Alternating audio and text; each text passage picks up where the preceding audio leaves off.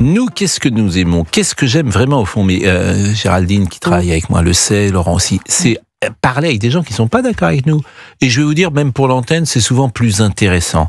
Donc, par exemple, à l'instant, notre ami Olivier Guénec dit, il y a une jeune femme qui a appelé au standard, elle s'appelle Jacqueline, et Olivier dit, mais je suis un peu ennuyé parce que elle déteste C8. Mais très bien.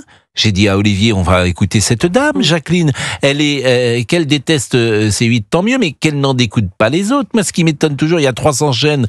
Si elle ne veut pas regarder C8, mais qu'elle zappe. Mais pourquoi priver? Il y a 3 millions de gens qui ont regardé hier l'émission de Cyril Hanouna. Mais Jacqueline est avec nous et elle va nous donner ses arguments. Ce qui nous intéresse, c'est les arguments de Jacqueline. Bonjour Jacqueline. Oui, bonjour. Vous nous appelez d'où, Jacqueline? De Daudeville.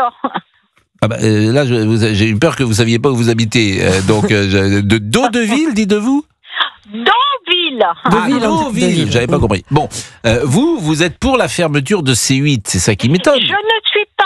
Je dis pas la fermeture de C8, c'est que Cyril Hanouna, on en a marre de le voir. Mais oui, voilà. mais vous avez raison si vous voulez, mais changez de chaîne, c'est ça que je comprends pas. Il y a 300 chaînes. Mais vous inquiétez pas, je change de chaîne, je regarde pas. Mais on a le droit de dire que cette personne qui se permet de toujours critiquer ses collègues de travail, des machins, c'est Yann Marquez, c'est machin, et celui-là, il est ceci, il est cela.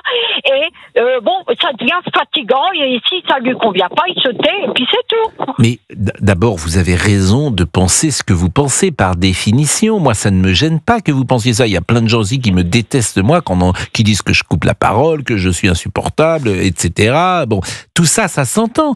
Mais ce qui est intéressant, c'est la pluralité, Jacqueline. Oui, non, mais là, moi... Bon, donc en moi, fait, vous êtes d'accord avec nous. Vous êtes contre la suppression de C8. Je suis pas bien dit contre C8, je suis contre Monsieur Hanouna. Il n'y a pas que lui. Il s'appelle Hanouna, il s'appelle pas Hanouna. C'est Hanouna. Oui, Monsieur Cyril Hanouna. Je vais l'appeler. Bon, non, mais je ne veux pas perdre mon temps parce qu'il me déplaît totalement. Mais ça, vous avez raison. Mais ça ne me gêne pas. Je vous repose ma question. Ce n'est pas pour vous un motif de fermer une chaîne de télévision, j'espère. Oui, non, mais attendez, vous confondez là. Je vous parle pas de fermer la chaîne. Vous voulez qu'on ferme que monsieur n'y soit plus. Mais voilà, qu'est-ce que ça change? Mais ce que je ne comprends pas, qu'est-ce que ça change pour vous qu'il n'y soit plus puisque vous ne le regardiez pas? Non, mais à la fin, et on l'entend partout, on regarde les mais qu'est-ce que vous appelez partout? On nous dit, il est là en train de pleurer, et puis c'est lui qui a affiché un peu le bazar. Jacqueline, on ne l'entend pas partout, on ne l'entend que sur C8. Donc si vous voulez pas, c'est comme... Non, on passe des extraits et sur Europe 1 également. Mais si vous voulez pas l'entendre, vous écoutez ni Europe 1 ni C8. Mais vous inquiétez pas, je l'écoute pas. Ah donc je repose ma question. Qu'est-ce que ça change pour vous? Comme surtout en ce moment dans les informations, ça y est, la chaîne, alors on leur voit l'éventail avec ses grands bras en l'air là. Et vous le regardez pas, mais en fait vous êtes maso parce que vous le regardez pas, mais vous le regardez quand même, quoi. Mais vous savez que parfois... Quand on regarde des informations, il est là, on le voit, et puis c'est tout. Quand on regarde des informations, il est là. Non, il n'est pas là sur TF1, il n'est pas là sur France 2. Voilà. Il présente pas le JT, Cyril Hanouna. Je vois pas pourquoi vous dites qu'on regarde des informations, il est là. Mais bon, chacun, vous êtes amis, chacun son truc. Bon, oui. Moi, on a le droit de dire que cet homme, et d'ailleurs, quand son parler et tout... Oui, c'est vrai que... Oui, et alors que vous, ça vous trouvez que vous parlez mieux, par exemple, que Cyril Hanouna? Moi, je ne suis pas animatrice de non, mais j'entends bien, mais vous trouvez que ce que vous dites est plus ou plus intéressant, que sais-je, vous ne partagez pas ce qu'il dit, c'est ça que je voulais vous dire. Écoutez, vous êtes... bon, c'est comme ça.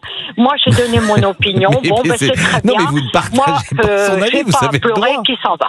Bon, écoutez, Jacqueline, c'est parfait. Écoutez, je vous remercie. Merci. Mais ça m'a fait plaisir que vous nous appeliez, puis c'est ça. Mais là, en fait, c'est ça le climat, et Jacqueline, elle est amusante, parce que non seulement tu n'aimes pas parfois un animateur, mais en plus, tu veux pas qu'il existe.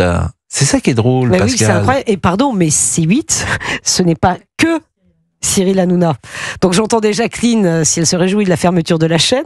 Il y a d'autres incarnants, il y a d'autres émissions qui ne parlent absolument pas de politique, d'actualité, où on ne donne pas son opinion. Les animaux de la 8, ça dérange personne. Gym Tonic, ça dérange personne. Jordan Deluxe le matin, ça dérange personne. William, et je peux continuer toute la grille d'antenne. Il y a que et William, Cyril, évidemment. Et William Lémergie, bien sûr. Donc je sais pas, enfin je comprends pas, c'est épidermique en fait. Oui. Et ça c'est Cyril, c'est-à-dire soit on l'adore, soit on le déteste. Ah, oui. Mais on ne peut pas avoir de sentiments mitigés. Mais vous, par exemple, maintenant que vous êtes sur C8, le jugement, et vous en évoquiez déjà un peu ça tout à l'heure, le jugement des professionnels, peut-être même de vos amis, a changé sur vous? Bien sûr, mais c'est une évidence. Moi, quand je suis partie chez Cyril Hanouna, je peux vous dire que j'ai 80% de mon carnet d'adresses d'abord, qui n'a pas compris, parce que j'étais vraiment très info, et je le suis encore. Hein. Très info, c'est mon ADN. Mais très info, et partir, c'est un peu le diable de la télévision, quoi. C'était voilà, c'était un peu il y a des gens, par exemple, avec lesquels vous vous êtes fâchés ou Il y a des gens avec qui on ne se parle plus. Et puis je sens bien. Alors moi, je fais pas d'histoire. Vous savez, Pascal, j'ai autre chose à faire de ma vie qu'à faire des histoires avec des collègues que j'apprécie. J'apprécie le travail. Maintenant, j'ai été jugée, bien sûr, pour ce que j'ai fait. Qu'est-ce que j'ai pris dans la figure? Des torrents. Mais Pascal, j'ai tout entendu. Je faisais un pacte avec, avec l'ennemi. Donc, et je vous jure, Pascal, quelle que soit la situation, parce que même moi, je suis salarié H2O, c'est la boîte de production de Cyril. Moi, j'ai de la chance d'avoir un CDI, donc je me plains absolument pas. Attention, j'ai toujours dit, je pense aux équipes, aux intermittents, voilà. Mais mon émission s'arrête dans une semaine, mais je regrette pas une seconde. C'est-à-dire que les gens s'imaginent fantasme, un univers. Il me dit, tu vas aller dans l'enfer. Il est horrible, Cyril, d'abord, ne m'a jamais embêté. Je veux dire, quand je lui demande quelque chose, c'est 80% du temps, c'est oui. Je lui demande pas grand-chose. Il y a des fantasmes autour de Cyril, mais je comprends qu'il clive. C'est ça, il est comme ça dans la vie. Hein. Mais oui, mais ce qui est intéressant, c'est que, et on peut tous en témoigner, nous faisons cette émission sur Europe 1 le matin dans la plus grande des libertés, avec Géraldine, avec Laurent Tessier, et puis toute notre petite troupe, Fabrice, bien sûr, Olivier, Alexandre. Sur CNews, j'interviens dans la plus grande des libertés. Personne ne m'a dit quoi dire, comment dire, quand le dire, etc. Et il y a effectivement un fantasme. Et la vérité, c'est que beaucoup de nos confrères, au fond, nous envient. Et ils nous envient dans notre liberté, Pascal.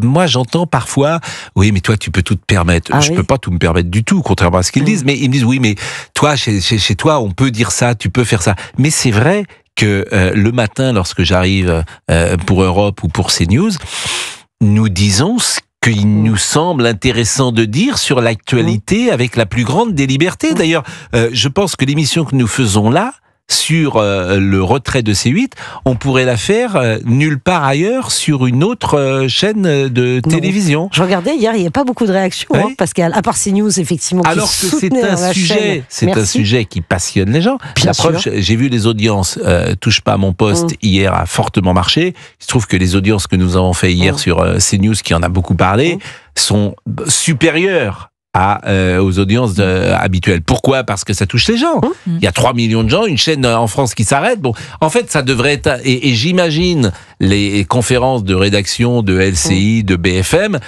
ils n'ont pas voulu en parler alors que c'est un sujet très populaire. C'est-à-dire qu'ils auraient sans doute fait... Pour quelle raison, à votre avis, Pascal ?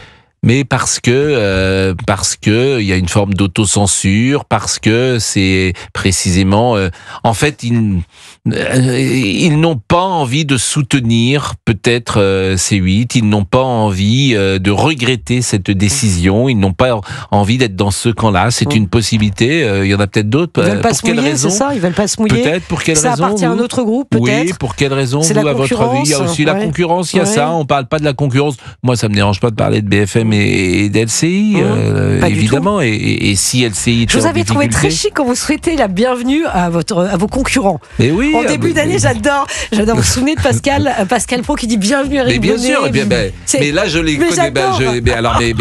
Là, par exemple... Quelle élégance. Quelle classe.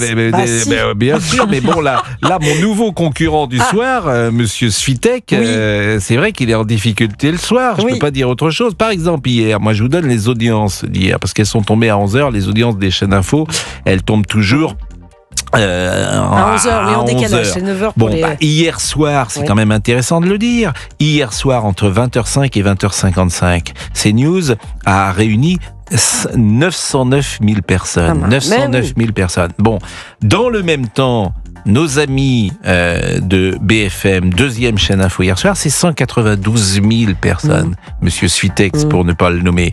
Et Monsieur Rochebain, c'est 132 000 personnes entre 20h et 20h55.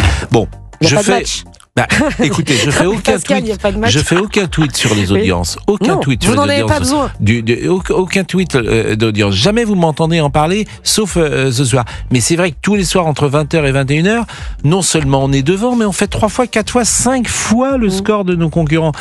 Je comprends que ça énerve, en fait. Je comprends, bien sûr, Pascal, bien sûr. Et ça n'enlève rien au talent de Darius Rochebain, qui est un excellent journaliste, ni à celui de Maxime Suitex, qui est un excellent journaliste non plus.